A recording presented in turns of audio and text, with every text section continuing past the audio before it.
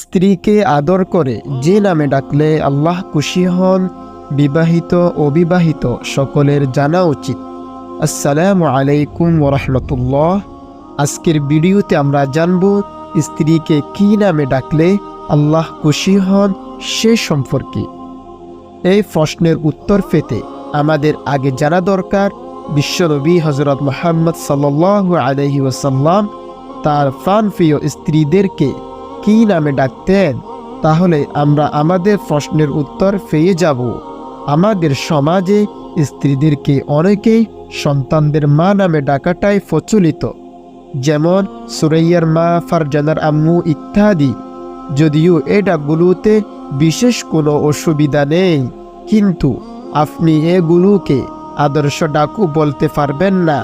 ইসলাম অনুযায়ী আদর্শ ডাক সেটাই যেটা রাসূল সাল্লাল্লাহু আলাইহি ওয়াসাল্লাম তার স্ত্রীদেরকে ডাকতেন।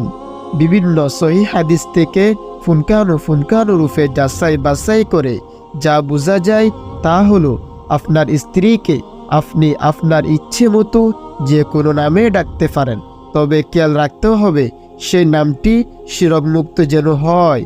অর্থাৎ আপনি যদি আপনার স্ত্রীকে জান, ফাঁকি, সাথী আদর করে ভালোবেসে সম্বোধন করতে গিয়ে এ সকল ইত্যাদি নামে ডাকা হয়ে থাকে, এতে কোনো অসুবিধা নেই। এটা সম্পূর্ণরূপে জায়েজ এবং ইসলাম সম্মত। কিন্তু আপনি আপনার স্ত্রীকে এমন কোনো নামে ডাকতে পারবেন না যার মাধ্যমে তাকে আল্লাহর সাথে শিরক করা হচ্ছে। রাসূল সাল্লাল্লাহু আলাইহি ওয়াসাল্লাম আয়েশা সিদ্দিকা রাদিয়াল্লাহু তাআলা আনহাকে 6টি নামে ডাকতেন। এর মাঝে প্রথমটি হলো ঈশা, অর্থাৎ রাসূল সাল্লাল্লাহু আলাইহি ওয়াসাল্লাম ভালোবেসে আয়েশা রাদিয়াল্লাহু তাআলা আনহা এর নাম থেকে আকার বাদ দিয়ে সেটিকে সংক্ষিপ্ত করে ডাকতেন। দ্বিতীয় যে নামে রাসূল সাল্লাল্লাহু আলাইহি ওয়াসাল্লাম আয়েশা রাদিয়াল্লাহু তাআলা আনহাকে ডাকতেন সেটি হলো হুমাইরা। হুমাইরা মূলত একটি লাল রঙের একটি ফাঁকির নাম। এটি অত্যন্ত রূপবান এবং সৌন্দর্যমণ্ডিত একটি ফাঁকি। নবীজি সাল্লাল্লাহু আলাইহি ওয়াসাল্লাম তার স্ত্রীকে হৃদয়ের অন্তরস্থল থেকে গভীর ভালোবাসার সহিত এই নামটি বলে ডাকতেন।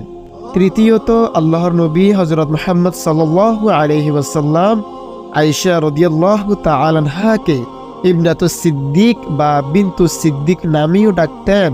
এই নাম দুটির অর্থ হলো সিদ্দিকের মেয়ে। এছাড়াও চতুর্থ রাসূল সাল্লাল্লাহু আলাইহি ওয়াসাল্লাম আয়েশা রাদিয়াল্লাহু তাআলা আনহাকে ইবনাতু আবি বকর নামেও এবং বিনতে আবি বকর নামেও ডাকতেন। এই নাম দুটির অর্থ হলো আবু বকরের মেয়ে। তৃতীয় এবং চতুর্থ নামগুলোর দ্বারা নবীজি হযরত মুহাম্মদ সাল্লাল্লাহু আলাইহি ওয়াসাল্লাম মূলত আয়েশা রাদিয়াল্লাহু তাআলা আনহা এর পিতা হযরত আবু বকর সিদ্দিক রাদিয়াল্লাহু তাআলা আনহুকে ইঙ্গিত করতেন। আমরা বর্তমানে যেমন বলে থাকি অমুকের মেয়ে, তমুকের মেয়ে, এই নামগুলোর দ্বারা রাসূল সাল্লাল্লাহু আলাইহি ওয়াসাল্লাম এভাবেই তার স্ত্রীকে ভালোবেসে আদর করে।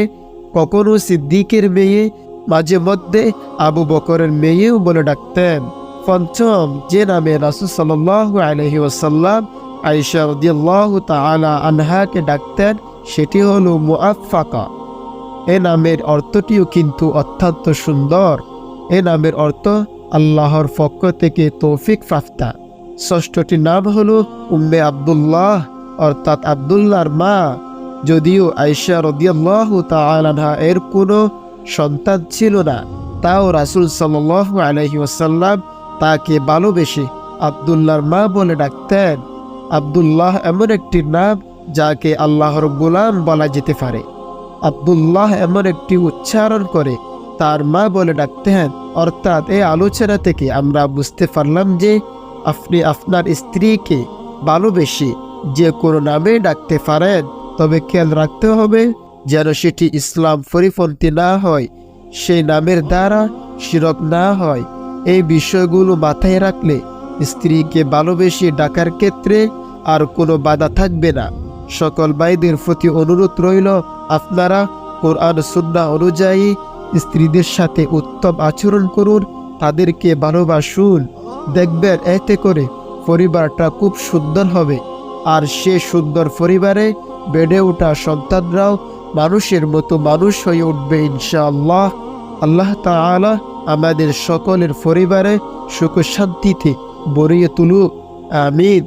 আর আপনি যদি আমাদের এই ইসলামিক চ্যানেলে নতুন হয়ে থাকেন, তাহলে আমাদের এই ইসলামিক চ্যানেলটি সাবস্ক্রাইব করে পাশে থাকুন এবং ভিডিওটি কেমন লাগলো কমেন্ট বক্সে জানান।